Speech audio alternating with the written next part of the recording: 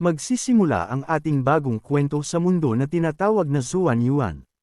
Ang mga mababanggas na hayop ang namumuno sa mundong ito. Ang mga resources dito ay mahirap makuha. Ang era na ito ay tinawag na Age of Desolation. Ang mga dambuhalang hayop dito ay mga kakaiba dahil hindi pangkaraniwan. May lumilipad na whale, may mga pagong na maraming kristal. Matapos ng hindi mabilang na taon, muling nabuhay ang spiritual energy, ang Demon Clan, ang mga tao, at lahat ng mga cultivators na naghari sa kapangyarihan. At sa ngayon ang mundo ng Zuan Yuan ay pumasok na sa Golden Ages. Ang panahon ng mga cultivators. Pero dahil sa kanilang kasakiman, ang mga cultivators ay ninanakaw ang mga spiritual herbs at mga sagradong lupain, at pinagmalupitan ng mga ito ang Demon Clan. Dahil sa mga resources ay hindi nagdalawang isip ang mga ito at nagdeklara ng digmaan laban sa Demon Clan. Naglabanan ang mga ito, at ang hindi nakukuha ng mga cultivators ay kanilang winuwasak at sinusunog. Sa panahon ngayon ang mga sect ay nagkalat sa mang dako ng mundo. Ang mga resources ay mga natuyo. Ang mga ancient beast ay nawala, at sa mapanganib na panahon ngayon kailangan ng lahat umasa sa sect para mabuhay. Sa tagtuyong era na ito ay tinawag itong Second Desolation. Sa isang banda sa Zion Sect Spiritual Herb Garden ay maraming mga kakaibang halaman ang nakatanim at naglalakihan ang mga ito. Bawat halaman dito at may kanya-kanyang pag-iisip at may mga mukha. May isang halaman ay may pangit na anyo at naglalaway. Maya-maya ay may tao itong iniluwa na may dalang pot. Ang ibinuga ay ang ating bida na si Tian Yuan, isang outer sect servant ng Zion Sect. Siya ang tagapangasiwa ng garden at nagdidilig sa mga ito. Sinabi ni Yuan sa mga halaman na siguro babalik na lang siya kapag nasa good mood na ang mga ito. Maya-maya ay may tumawag sa kanya at inaaya na kakain na. Ang tumawag sa kanya ay si Himiao, outer disciple ng Zion Sect. Nagtataglay siyang magandang katawan at malalaking kokomilon. Sinabi niya sa ating bida ng may ngiti na kailangan nitong punuin ang tiyan para may lakas ito pagtatrabaho. Sagot ni Yuan na papunta na siya. Sinabi ni Himiao kay Yuan na paborito nito ang dinala niya ang durian chicken stew. Lumapit ang babae at pinunasan ang kanyang mukha habang sinasabi kailangan muna nitong linisan ang mukha bago kumain. Nagpasalamat naman ang ating bida sa effort ng babae sa kanya. Si Yuan ay isa lamang hardinero sa Zion Sect at maliit ang tingin sa kanya ng iba. Sa nakaraan niyang buhay, ipinanganak siyang hindi magamit ang kanyang mga binti at araw-araw siyang nag-spray ng kanyang mga halaman at bulaklak. Ang kanyang katawan ay may depekto at di makapunta sa ibang lugar gamit ang kanyang mga paa, pero ang kanyang puso ay nangangarap na makapunta sa cultivation world. Isang araw nagbago ang lahat noong marinig niya ang balita sa radio. Ayon sa balita na ngayong araw ang horoscope ay Sagittarius, isang malaking biyaya ang matanggap. Natuwa siya sa balitang kanyang narinig. Pagmulat ng kanyang mata ay napapante siya sa isang mundo kung saan eksakto sa kanyang pinapangarap na mapuntahan. Nakasuot siya ng kakaibang kasuotan kaya natuwa siya dahil ibig sabihin ay, kung pwede na ba siyang makapag-cultivate. Tingin naman sa kanya ng mga babaeng cultivator na nababaliw na si Yuan dahil sa mga pinagsasabi nito. Napaisip siya na kung isa ba siyang gwapong cultivator, isang flashy artifact cultivator, o mysterious talisman cultivator. Pero nang malaman niya ang katotohanan isa pala siyang basura na walang spiritual root. Sinabi sa kanya ng master na kung sa tingin ba nito ay magagawa nitong mag-cultivate kung wala itong spiritual root. Pero kahit na masama sa kanya ang langit sa hindi pagkakaroon ng spiritual root, pero meron naman siyang innate herb saint body. Gamit ang kanyang special physique, ay kaya niyang magpalusog ng mga halaman. Ang sect master ay inutusan siya na mga siwa sa garden. Pero ang kanyang physique ay may magulong side effect. Lumapit ang babae habang namumula at sinasabi na kahit sobrang sipag nito sa pagtritrabaho ay napakabango pa rin nito. Dahil sa kanyang special na physique ang kanyang katawan ay naglalabas ng amoy ng spiritual herbs. Naiilang na siya sa pagiging madikit sa kanya ng babae. Ang babaeng si Himiao ay kasabay niyang pumasok sa sect at iisa lang ang lugar nilang pinanggalingan kaya ganoon na lang ito kalapit sa kanya. Tuwang-tuwa ang babae habang inaamoy si Tian Yuan. Palagi siyang pinupuri ng babae at sinasabihan ng matatamis na salita, kaya kampante si Pogi at naiisip na hindi na rin masama ang kanyang buhay. Habang natutulog si Himiao sa kanyang hita at may biglang dumating at tinawag si Tian Yuan. Ang dumating ay ang babaeng si Wen Yu, ang Zion sect top disciple. Galit na paalala ng babae kay Yuan na pinagkitiwala dito ng sect master ang garden kaya bakit ito nagpapahinga, dagdag pa na kung gusto ba nitong maparusahan. Sagot ng ating bida na nagtatrabaho naman siya, kaya wag magnang magalit si Wen Yu. Pinabago niya si Himiao kaya nagtanong ito kung dinner break na ba. Sa likod naman ay nagliliyab sa sunggit si Wen Yu. Naiisip ni Yuan habang pinagpapawisan na si Wen Yu ang pinakamalupit sa buong sect dahil ibinibitin nito ang mga lalaki habang may apoy sa ibaba. Nagalit si Himiao at sinabi kay Wen Yu na si Tian Yuan ay isa lang mortal at kung gusto ba nitong mamatay ito sa pagtatrabaho sa initan. Sagot ni Wen Yu na tangkulan ni Tian Yuan ang pangalagaan ng sect garden at si Himiao naman ay kailangan nitong gawin ang mga task ng sect kaysa makipaglandian ito dito sa garden. Sinabi ni Himiao na bakit lagi na lang nitong pinagagalitin si Tian Yuan araw-araw at dahil ba sa mahina lang ito na disciple. Sagot ni Wen Yu na sabihin na ni Himiao ang gusto nitong sabihin basta ginagawa lang niya kung ano ang kanyang tungkulin. Naglabas ng enerhiya si Himiao at sinabi na hindi siya papayag na bulihin lang nito si Tian Yuan. Pero biglang kumilos ng mabilis si Wen Yu at nilampasan lang siya nito sabay binigwasan siya nito ng isang palo sa likod dahil sa pagiging overconfident nito. Napasukan ng dugo si Himiao kaya nag-alala na si Tian Yuan. Sinabi ng babae na ayos lang siya habang inaalalayan ng ating bida. Pinagsabihan ni Yuan si Wen Yu na bakit ito marahas sa sarili nitong junior sister. Sagot ni Wen Yu na ginagawa lang niya ang kanyang tungkulin bilang senior sister ng mga ito. At minumungkahi niya na gawin na lang ng mga ito ang mga tungkulin. At ayaw na niyang makikita pang naglalandian ang mga ito sa oras ng trabaho. Sabay tanong na kung nauunawaan ng ating bida. Hindi na lang nagsalita ang ating bida dahil mahina siya at walang kakayahang lumaban. Matapos noon ay umalis na si Wen Yu kasama ng kanyang lumilipad na espada. Sinabi ni Yuan sa babae na maswerte ito dahil hindi malala ang tinamo nitong injury. Tanong naman ni Himiao na anong nagbigay ng karapatan sa babaeng iyon para maging top disciple. Sagot ng ating bida na wag si Himiao magsalita ng ganoon dahil kahit na istrikto si Wen Yu ay ito naman ang kaunahan palaging tumutulong pag may panganib. Nagalit si Himiao at sinabi sa ating bida na pinupunterya ito ng babaeng iyon pero palagi pera nitong dindepensahan ang babaeng iyon. Nanggigil ang babae at sinabi na kung meron lang siyang wisteria herb para mapalakas ang kanyang cultivation ay hindi na niya hahayaan na ganunin lang sila ng babaeng iyon. Sinabi naman ni Tian Yuan na tungkol sa wisteria herb ay matutulungan niya si Himiao. Tanong ni Himiao kay Yuan na kung magnanakaw ba ito. Sagot lang ng ating bida na wag itong maingay. Utos niya pa rito na wag nitong babanggitan ang mga salitang iyon. Kumpiyansang sinabi ni Yuan na siya na ang bahala doon. Bigla siyang niyakap ng babae at dinate ang malaki niyang kokomilon sa dibdib ng ating bida. Sa isang bada mula sa taas ay may isang nakasakay sa espada ang nakamasid. Ito pala ay si Wen Yu na nakamasid sa kanila habang sila ay nire-record sa kanyang artifact na hawak. Nang sumapit ang hapon ay nagtungo si Yuan sa Zion Sect Spiritual Garden. Naisip niya na sa ganitong oras ay abala na ang lahat na pag-meditate sa kuweba. Kaya ibig sabihin na sa kanya ang garden ngayon ngayong buong gabi. Pero bago ang lahat kailangan muna niyang diligan ang mga ito. Naglabas siya ng control talisman para mapagalaw ang pot na kanyang pandilig. Dinaikit niya dito ang control talisman at diniligan ang mga halaman na mabagal lumaki. Paglingon niya sa paligid ay nakita niya ang wisteria herb. Nang makita niya ito ay natuwa siya dahil malulusog ang mga ito. Bumunot siya ng isa nito dahil kapag siksikan na ang mga ito ay hindi ang mga ito tatubo ng maayos. Maya-maya ay biglang may nagsalita sa likod at ito pala ang Zion Sect Master na si Zion Zenren. Sinabi nito hindi pa niya narinig na master siya nito.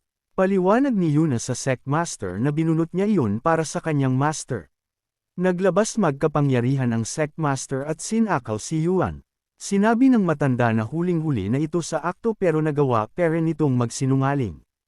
Inutos ng Sect Master sa mga kasama nitong lalaki na paghahampasin ang ating bida. Pagbagsak niya sa lupa ay pinaghahampas siya ng mga ito ng walang awa. Pasapaan na siya habang nananalag, pero ang nasa isip pa niya ay si Himiao. Maya-maya ay biglang may nagsalita at pinatigil ang mga lalaki sa paghampas sa ating bida na duguan na. Ito pala ay si Himiao na nagmamakaawa at sinasabi na pag nagpatuloy ang mga ito sa pagpalo ay mababatlian na ito ng buto. Natuwa si Yuan matapos makita si Himiao dahil tulad ng inaasahan niya na hihingi ito ng kapatawaran para sa kanya. Malungkot na sinabi ni Himiao sa sect master na alang-alang sa kanya ay hayaan ng mga ito na buo ang bangkay ni Tian Yuan. Nang marinig iyon ng ating bida ay sobra siyang nagulat at hindi makapaniwala sa kanyang narinig at para niyang pinagsakluban ng langit at pula, dahil hindi niya iyon inaasahan na magmamula sa babae. Tanong ni Yuan na anong ibig sabihin ni Himiao. Lumapit ang babae sa baybang ulong na kasalanan nito dahil pinagsisiksikan nito ang sarili nito sa kanya. Nagbigay na nga siya ng sinyales pero nagtangka pa ito na bigyan siya ng wisteria herb. Tumawa ang babae at sinabi na kapag wala na si Tian Yuan ay siya na ang mangangalaga sa garden at walang sino man ang makakapasok. Matapos nun ay pinagpapalo na naman siya ng mga lalaki. Habang si Himiao ay yamakap sa kanilang sect master at halatang may ugnayan ang dalawang ito. Utos ng sect master sa mga nambugbog sa ating bida na ilibig ito para hindi mawala ng saysay ang special physique nito at makatulong pa sa pagtaba ng mga halaman. Maya-maya ay dumating si Wen Yu at sinabi sa master na totoong nagkamali si Tian Yuan sa pagnanakaw nito ng herb pero si Himiao ang nag-itos dito na gawin iyon. Tanong ng sect master na kung totoo ba iyon. Sumangayon si Wen Yu at sinabi na na-record niya lahat ng pangyayari. Pinabulaanan naman iyon ni Himiao at sinabi na nagsisilos lang si Wen Yu sa kanya dahil lagi silang magkasama ni Tian Yuan. Dagdag pa ni Himiao habang nilalandi ang sect master na kung sa palagay ba nito ay magagawa niyang pagnakawan ang sect master. Sagot ng sect master na lahat ay ninakaw na sa kanya ni Himiao, pati ang kanyang puso, at tinawag pa ang babae na sweet little treasure habang nagpapuso-puso ang dalawa sa kalandian. Naglabas ng kapangyarihan si Wen Yu at ginamit ang kanyang espada habang sinasabi sa master na kung ang sect na iyon ay hindi kayang sabihin ang tama at mali ay hindi na siya magtatagal pa dito. Pinalipad niya ang espada patungo sa mga nambubugbog sa ating bida at pinalayo ang mga ito. Binuhat ng espada ang bagbog ng Yuan. Sabay umalis sila. Sinabi ni Himiao na tatakas ang mga iyon. Tanong ni Yuan sa babae na kung ililigtas ba siya nito. Sagot ng babae na mag-focus ang ating bida sa kanyang sarili at tinawag pa siyang tandang walang alam. Naglabas ng matinding enerhiya ang sect master habang sinasabi kay Wen Yu na ang kanilang sect ay hindi ang lugar kung gusto lang nitong pumasok at umalis. Sigaw pa ng sect master na bumalik ito. Naglabas ito ng malaking kamay na inabot sila kahit medyo malayo na sila. Sabay hinampas sila nito pababa at sa lakas ng impact nun ay hukay ang lupa. Natuwa si Himiao at sinabi sa sect master na nangako ito na buo lang ang katawan ni Yuan. Sagot ng master na wag mag-alala ang kanyang sweet meow dahil kahit mawasak ang katawan ni Yuan ay may paggagamitan pa rin ito. Sa lugar ng pinagbagsakan nila ay bulagtas silang dalawa. Nagtataka si Yuan dahil buhay pa siya, yun ay dahil sa pag-shield sa kanya ni Wen Yu. Pero isa pa rin siyang mortal, sa sugat na meron siya ay hindi na rin siya magtatagal. Duguan silang dalawa habang napapagtanto niya na ginawa ni Himiao ang mga pakulong iyon simula pa lang at ang marahan na matandang iyon ay gusto talaga siyang mamatay. Napapatanong pa siya sa isip na bakit si Wen Yu at siya pa ang kailangan mamatay, at ang mga masasamang iyon ang kailangang mabuhay ng malaya. Habang naluhan ng dugo ay naiisip niya na kapag nabigyan siya ng pagkakataon na magsimula muli ay papatayin niya ang dalawang iyon gamit ang sarili niyang mga kamay. Biglang may lumabas na pulang kristal sa kanyang harapan at may lumitaw na system at binabati siya dahil ang host ay nakarating sa near-death state. Kaya activate ang Heaven-Chosen Garden System. Napangiti si Yuan dahil tagal niyang inintay na magpakita sa kanya ang system. Sinabi ng system na matagumpay na na-awakened ng host ang system, ibibigay na ang reward nito. May pinakitang isang babae na may mga rosas at idinilat nito ang mga mata. Ayon sa system na biniyayaan siya ng isang 10,000-year flower spirit seed. Sinabi ng system na nangangailangan ng dugo ng host ang seed para masa-aktibo ito. Agad namang pumayag ang ating bida at nilagyan niya iyon ng kanyang dugo. Nasa aktibo na ang babaeng halaman na nasa loob ng seed at nabuhay ito. Natuwa si Himiao dahil naidispatya na ng kanyang sect master ang magnanakaw na si Tian Yuan. Nakangiti namang sagot ng Sect Master Zion Zenren na relax lang si Himiao dahil ang buong garden ay nasa panganagalaga na nito.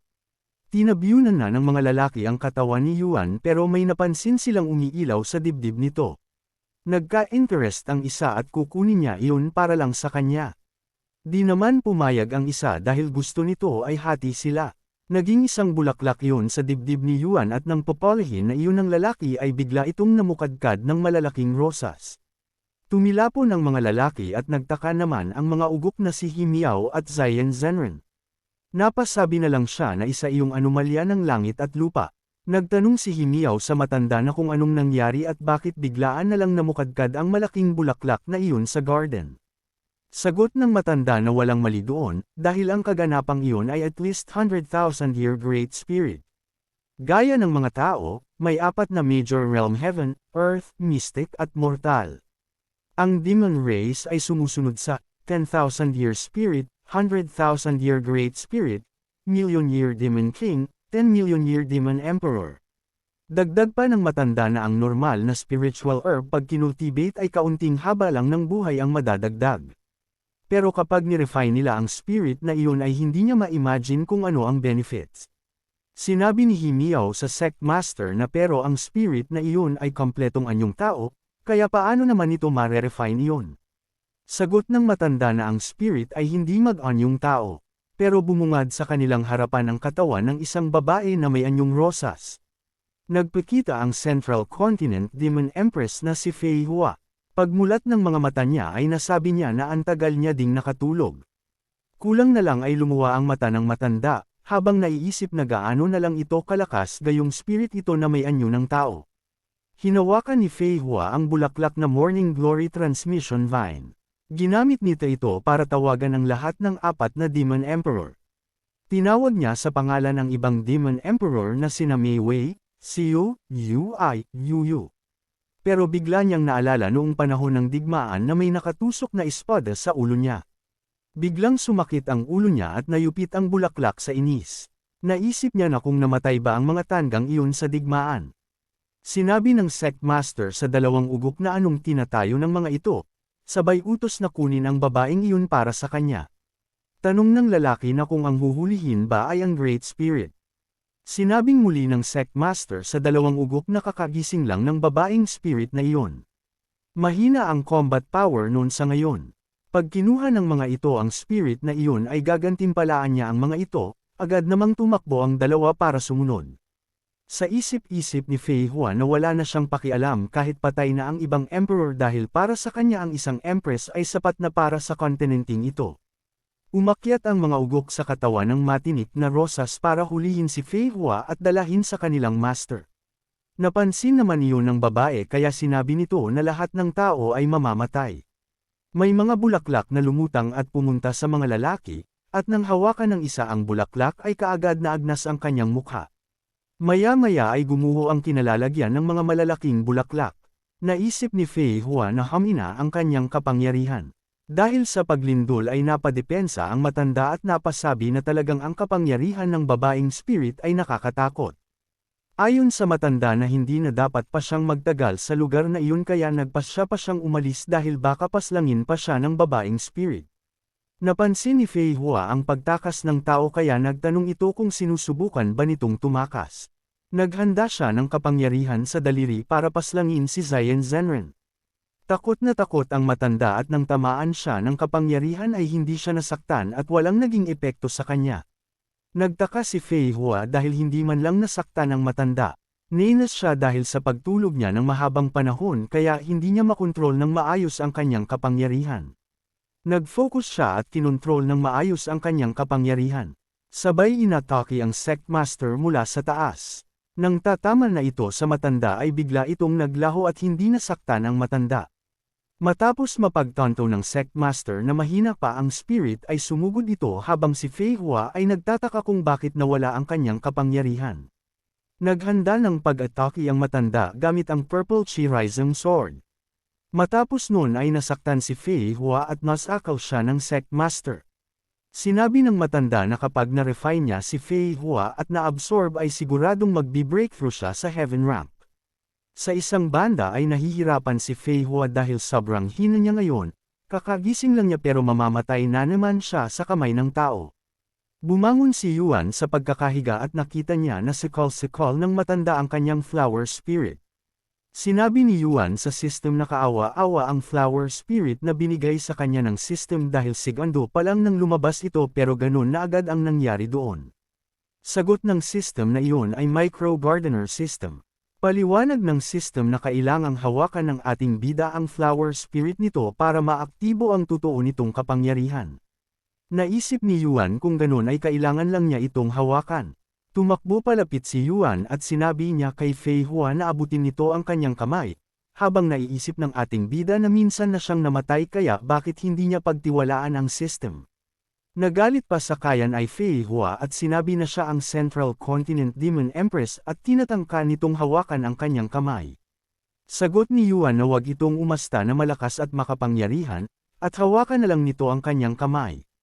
Naghanda naman ng pag-atake ang Sect Master sa ating bida gamit ang espada habang sinasabi na buhay pa pala ito, pero sa ngayon ay tutuluyan na niya ito. Sinabi ng nahihirapan na Fei Hua na kaawa-awang mga tao hanggang sa katapusan ay gusto peren ng mga itong saktan siya. Pero naisip niya na ang amoy ng ating bida ay komportable sa kanya, at ang kanyang katawan ay kusang nalapit dito. Pero hindi niya hahayaan na kapitan ng taong iyon ang kanyang kamay, kaya paana lang niya ang kanyang ay lalapit. Matapos nun ay tagumpay na nahawakan ng ating bida ang paa ni Fei Hua. Nagliwanag ito at tagumpay na nagkaroon sila ng kontak. Sa sobrang liwanag ay nasulo ang matanda. Lumutang si Yuan habang nababalot ng liwanag at sinabi ng system na na-awaken niya ang bagong kasanayan. Napunta ang kapangyarihan ni Fei Hua sa dantian ng ating bida kaya laking pagtataka ng babae na kung anong nangyayari sa kanyang kapangyarihan. Galit na galit ang matanda dahil inagaw sa kanya ng ating bida ang kanyang spirit. Kaya nagbanta siyang oras na para sa pilitan niyang kunin iyon sa ating bida. Napasabi na lang si Yuan sa system na tulungan siya nito. Nagliwanag ang kamay ni Yuan at nag-activate ang plant-human fusion. Sumanib sa kanya si Fei Hua kaya nakaroon siya ng espada sa kanyang kamay na gawa sa halaman. Nag-anyo siyang parang isang pink Power Ranger. Nang iwas-iwas niya ang kanyang espada sa matanda ay talsik ito at nawasak pati ang bundok sa likuran. Pinagpawisan ang matanda dahil kung napuruhan siya noon ay katapusan na niya. Ayon sa system na na-unlock niya ang plant-human form. Naglakad ng astig si Yuan na parang naka-pink Power Ranger ang outfit at ang kanyang costume ay may mga bulaklak. Nagtago ang dawa sa likod ng drum habang nanginginig sa sobrang takot dahil ang sword strike na pinakawalan ni Yuan ay nakakabaliw. Ayon naman sa isa na kung iyon peren pa ang kilala nilang walang silbing Tian Yuan. Nakatayo lang si Yuan at naiisip ang kanyang ginawa. Hindi peren maayos ang kanyang pag-control kaya hindi tumama ang kanyang slash. Sinubukan muli niyang umatake ng slash sa matanda at sa lakas nito ay nahukay ang lupa. Nang tatama na sa matanda ang slash ay sinasabi pa nito na wag siyang maliitin ng ating bida. Pero laking gulat niya nang ang ataking iyon ay biglang lumakas, kaya laking gulat niya na anong nangyari sa batang iyon bakit ganon na lang ito kalakas. Putol ang kanyang espadang pinangsangga pero wala siyang naging pinsala. Kumilos ng mabilis si Yuan patungo sa likod ng matanda. Hindi na ito nakailag nang bigla siyang banatan ng ating bida ng isang atake mula sa kanyang likudan. Habang sinasabi ni Yuan sa matanda na kainin nito ang kanyang paa. Tinutukan ni Yuan ng espada ang matanda sa leeg, pero bahagya itong umangat sabay naglabas ng malakas na enerhiya. Ang payat na katawan ng matanda ay naging maskulado at nag-umapa sa lakas habang nakasuot ng pangdigmaan sa kama. Inactivate ng matanda ang Zion Sword Technique Purple Mode. Tumayo ng pangmalakasan ng matanda habang naglalabas ng malakas na enerhiya habang hawak ang kakaiba niyang sandata na parang talong na laruan ng babae. Base sa outfit ng matanda ay napasabi na lang ang ating bida ng napaka-many okis ng matanda. Biglang inatake ng matanda si Yuan ng napakabilis gamit ang talong pero naiwasan naman iyon ng ating bida. Sinasanggalang ni Yuan ang mabibilis na atake ng matanda. Sinabi ni Yuan na kahit mas bumilis ito at mayroon itong purple mood ay wala peren itong panama sa taong halaman na gaya niya. Nang magsabayan ang kanilang atake ay nawasak ang espada ni Yuan ng talong ng matanda. At nang tatamaan na si Yuan sa mukha ay bahagya siyang nakailag pero nahadjap naman ng impact ang kanyang maskara at nawasak ito. Patuloy na inatake ng matanda ang ating bida ng mabibilis na hampas habang sinasabi na kahit gamitin pa ng ating bida ang buong kapangyarihan nito ay wala pa rin itong laban sa kanya na may taon ng cultivation at karanasan sa pakikipaglaban, kaya tingnan na lang nila kung sino ang matitira hanggang wakas. Habang nasa loob ng dantian ni Yuan si Fei Hua ay nag-aalala ito dahil kahit sa tulong ng kanyang kapangyarihan ay hindi pera ni Yuan magamit iyon ng maayos, kaya sigurado na ang kamatayan niya kahit kakagising lang niya. Maya-maya ay biglang nagliwanag kaya napatanong ang babae kung ano iyon. Iyon pala ay binubuong muli ni Yuan ang espada niyang nawasak, habang sinasabi na marami na siyang nasulat na cultivation novels. Ito ang unang bises na may nagsabi na kulang siya sa kaalaman at karanasan. Sinabi ni Yuan na iyon ay tungkol sa paggamit ng high-frequency spiritual energy para mapalakas ang espada, sabay tanong na kung sa tingin ba ng matanda ay hindi niya iyon kayang palabasin.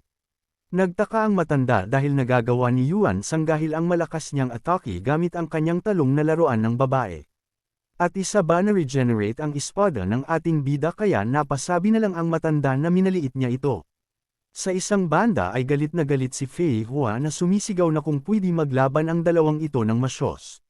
Sinabi ni Yuan na bawat cultivation technique ay kailangan pakuluin para makontrol ang spiritual energy, palabasin man o ikulong. Napaisip naman ng matanda kung anong pinagsasabi ni Yuan. Namukadkad ang bulaklak ni Yuan sa balikad at sinabi niya sa matanda na tingnan nito ng maayos at tatawagan niya ang ataking iyon na death beneath the blood. Sumabog ang bulaklak ng malakas kaya tumilapon ang manyak na matanda palayo, habang hawak pa rin ang talong na laruan ng babae. Sa loob ng dantian ay naiisip ni Fei Hua na ginamit ni Yuan ang plant's properties para makakuha ng maraming spiritual energy ng mabilis, tapos bigla nitong pinakawalan ng biglaan. Napasabi na lang siya na ang pag-control ng spiritual energy ni Yuan ay nalampasan siya. Nagpalabas na naman si Yuan ng mga bulaklak at pinalitaw pa ito sa tabi ng matanda. Tapos sumabog ito ng malakas, sa isang banda naman ay nakatago lang si Himiao sa likod ng bato habang pinapanood ang nagaganap na labanan. Nag-alala pa siya dahil ang matanda ay natatalo na kay Tian Yuan, kaya ang lahat ng sakripisyo niya ay mawawala lang. Bulagta ang matanda sa hukay at dahil talo na siya ay nagmakaawa siya kay Yuan na alang-alang sa ugnayan nila bilang master at disciple ay palayain na lang siya nito. Mungkahi pa ng matanda na patawarin lang siya ni Yuan ay ibibigay niya rito ang herb garden, at pwede din itong mag-enjoy kay Himiao kahit kailan nito gustuhin. Binaba na ni Yuan ang kanyang espada at sinabi sa matanda na hindi niya ito papatayin. Tanong ng matanda na kung totoo ba. Sinabi ni Yuan sa matanda na nasira ang kanilang ugnayan dahil sa babaeng si Himiao, sabay inutos niya sa matanda na patayin ito para ayos na lahat. Sumangayon naman ang matanda at naglabas ito ng enerhiya para palanjin si Himiao. Tumakbo ang babae dahil ayaw pa niyang mamatay, inabutan siya ng matanda at sinaksak sa likod lampas sa dibdib. Sinabi ng matanda sa babae na alang-alang sa master nito ay ayalay nito ang buhay nito, at ipaghihiganti na lang niya ito. Sa isang banda ay sinabi ni Fei Hua na malambot ang puso ni Yuan, hindi nito alam kung gaano karahas ang mga tao. Pero maya-maya ay naglabas ng mga bulaklak si Yuan at umatake siya ng laser na pumutol sa braso at bamutes sa katawan ng matanda. Sa wakas nakapaghiganti na rin siya sa dalawang ito sa pagpatay sa kanya. Habang bumabagsak ang matanda ay sinasabi niya na naisahan siya ng ating bida. Nakangiting sinasabi ni Yuan na marami na siyang nasulat na novel at alam na niya kung paano kumilos ang kalaban na gaya nito. Nawala na ang kanyang armor at lumabas na rin si Fei Hua sa kanyang dantian. Tumubo ito ng malaking bulaklak sa kanyang harapan. Pag ng babae sa bulaklak ay pinupuri niya ang ating bida na nakakatawa ito. Sabay utos sa ating bida na halikan nito ang kanyang paa at maging kanyang tagasunod para patawarin niya ito. Lumapit si Yuan nang nanginginig ang kamay, sabay pinalis niya ang paa ng babae, habang sinasabi niya rito na kung nawawala na ba ito sa sarili, na ang isang summon spirit ay sinusubukan na maging master niya. Nagalit so Fei Hua at kwenilyuhan si Yuan na may pagbabanta na papatayin niya ito. Habang nakalapit siya sa ating bida ay nakaramdam siya ng kakaibang pakiramdam at namula ang kanyang mukha. Nakakaramdam siya ng pagkabalisa. Kaya nagtataka siya kung anong mali. Ang katawan ng lalaking iyon ay nagtatagli ng intoxicating aura. Hinatak ni Fei Hua si Yuan palapit sabay ilaan niya ang bibig ng ating bida, habang naiisip na masama iyon hindi niya makontrol ang buo niyang katawan. Biglang sumigaw ng malakas si Yuan dahil kinuha ng inis na sinabi ni Yuan sa babae na ano sa tingin nito ang ginagawa nito.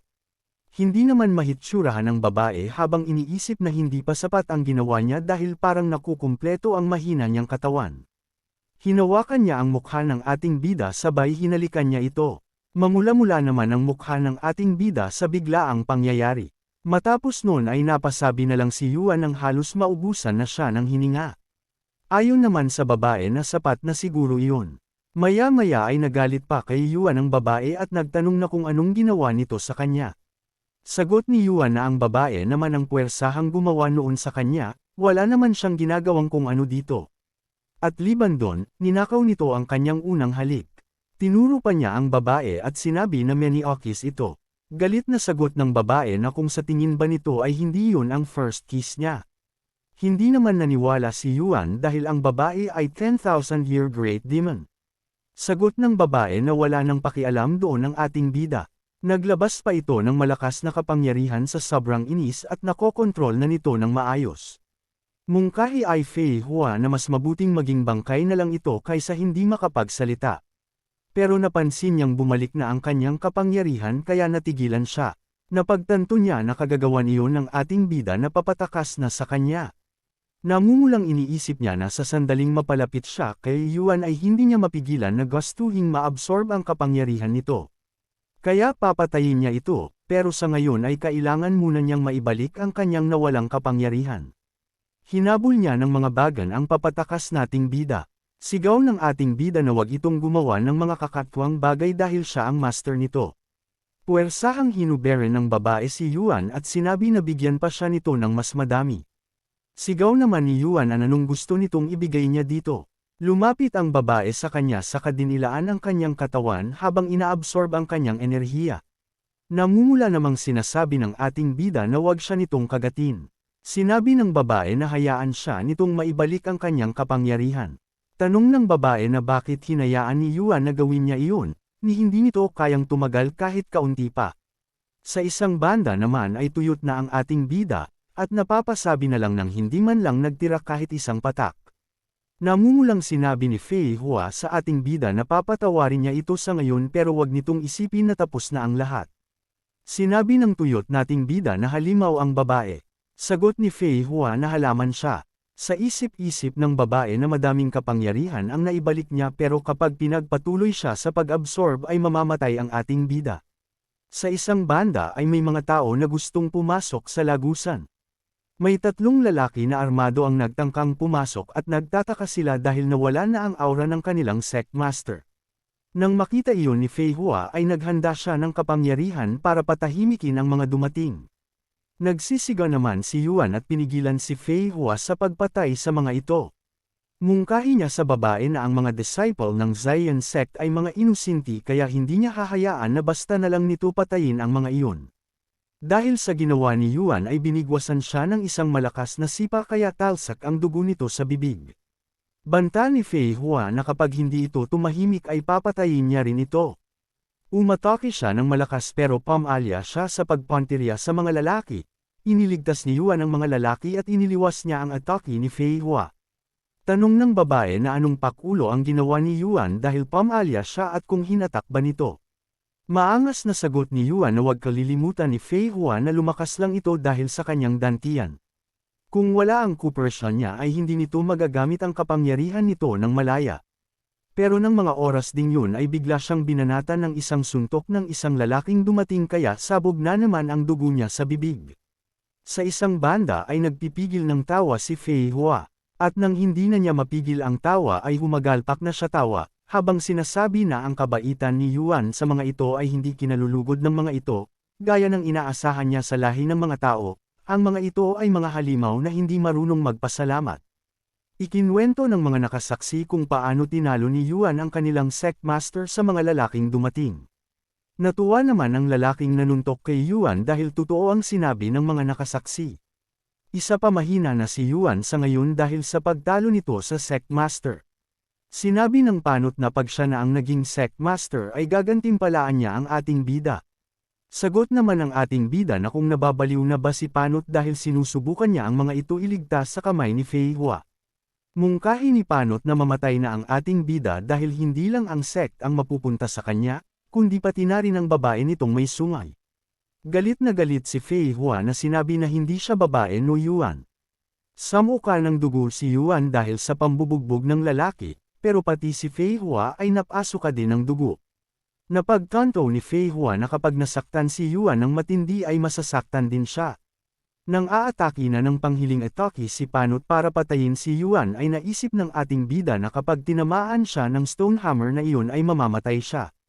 May natitira pa siyang kaunting kapangyarihan mula sa Plant Ranger form niya kanina, kailangan niya iyong gamitin bago pa mahuli ang lahat.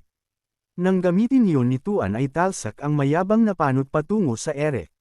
Pagbagsak nito ay nanginginig ang kanyang katawan, napasabi na lang siya na nagawa ni Yuan basagin ang kanyang depensa at minamahina siya nito. Pang-asar ni Yuan na hindi niya ito minamaliit. Ngayong natikman nito ang atake niya ay kung nakakaramdam na ba ito ng mainit na party sa ibaba ng tiyan nito. Gulat na gulat si Panot matapos mapansin na nagkaihi na pala siya sa cell wall. Nagsigaw si Yuan ng One Chi Breaks All technique, habang sinasabi kay Panot na isa itong Yellow Realm Spiritual Power, isa yung enerhiya na naabsorb mula sa ibang mundo at nilagay sa dantian nito. Ang kailangan niyang gawin ay lagyan ito ng kaunti niyang spiritual power patungo sa dantian nito para sa himalang epekto. Sagot ni Panot na sobra pa iyon para mapigilan niya ang sarili niya na maihi sa cell wall. Mula nang tamaan siya ng palm strike nito kanina ay nalaman nito na nasa first stage pa lang ito ng Yellow Realm, kaya siya na ang mananalo sa laban nila. Nagsagudan na ang dalawa at nagsagupaan ng mga lakas. Nagbugbugan na ang dalawa habang nanunood si Fei Hua at hindi nagugustuhan ang laban na kanyang pinapanood. Pumasok sa kanyang isipan na kung paano ang isang tao ay nagagamit ang demonic power. Nakaisip siya ng kalukuhan na dahil hindi siya pinapayagan ni Yuan na gamitin ang kanyang sariling demonic power ay, ibabalik na lang niya dito ang kapangyarihang iyon para mapaslang ang kalaban nito. Nang aatake na si Tuan kay Panot ay napansin niya na parang lumakas ang kanyang kapangyarihan. Nang itinira niya ito kay Panot ay nagkaroon ng malaking kamay sa likod pero hindi niya iyon pinatama dito, bagkus iniliwas niya ang kanyang atake. Dahil doon ay nanginginig sa takot si Panot at nahihina naman sa cell wall. Pagtingin nila sa bundok na nasa likod ay nabutas ito ng hugis kamay ng ating bida. Gulat na gulat ang mga nakasaksi dahil nagawa nitong batasin ang bundok. Kaagad lumuhad sa harap ni Yuan si Panot at tinawag siyang Sect Master. Dagdag pa ni Panot na hindi niya agad nakita ang kadakilaan nito. Sinabi ni Yuan na wag siya nitong tawaging Sect Master.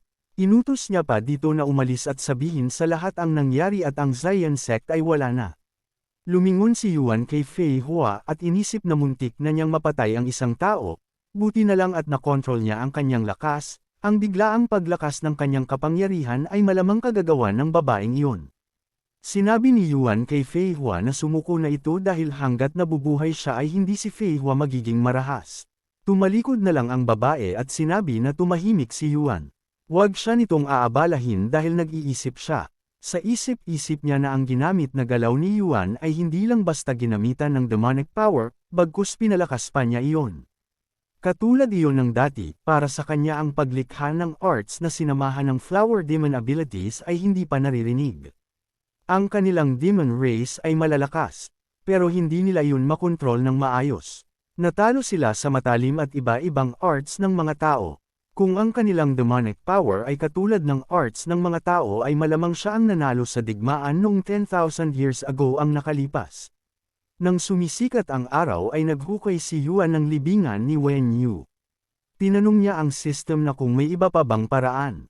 Nilagay niya si Wen Yu sa hukay na may spiritual herb na kasama. Ayon sa system na ginawa na niya ang kanyang makakaya, sa pamamagitan ng mga halaman sa paligid nito ay sa isang linggo pa mabubulok ang katawan ni Wen Yu. Bumalik sa kanyang alala ang pangbubugbog sa kanyang ni Wen Yu at palagi siya nitong ginagalitan.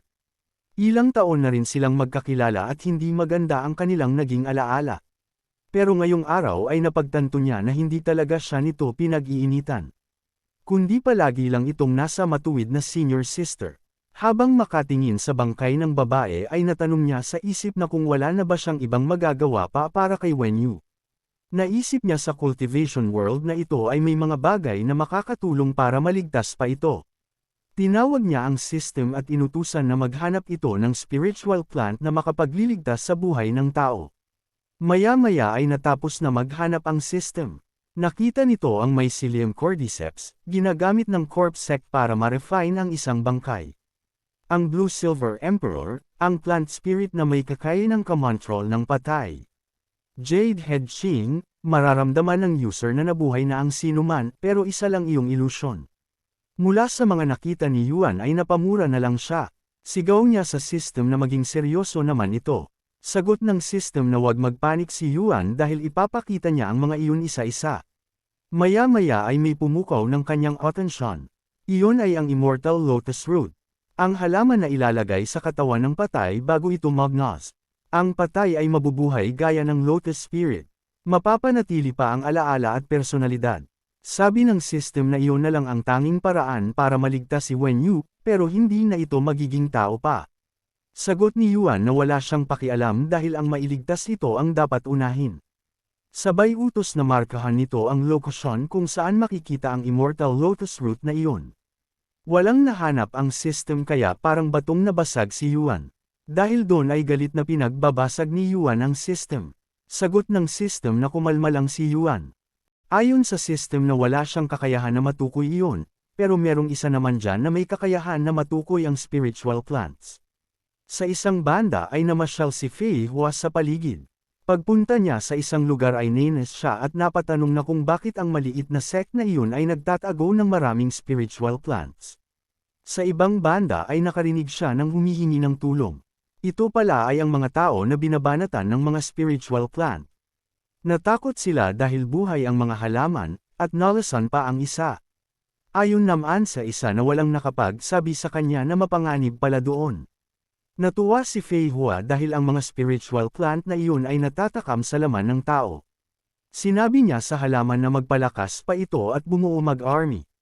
Pinaglaruan ng mga spiritual plants ang mga tao at tuwang-tuwa ang mga ito sa ginagawa, samantalang gustong tumakas ng mga tao pero di sila makaalis. Sinabi ni Fei Hua na malulusog ang mga spiritual plants. Kung sino man ang nagtanim sa mga ito ay may gardening skill. May sumagot bigla na siya ang nagtanim sa mga iyon.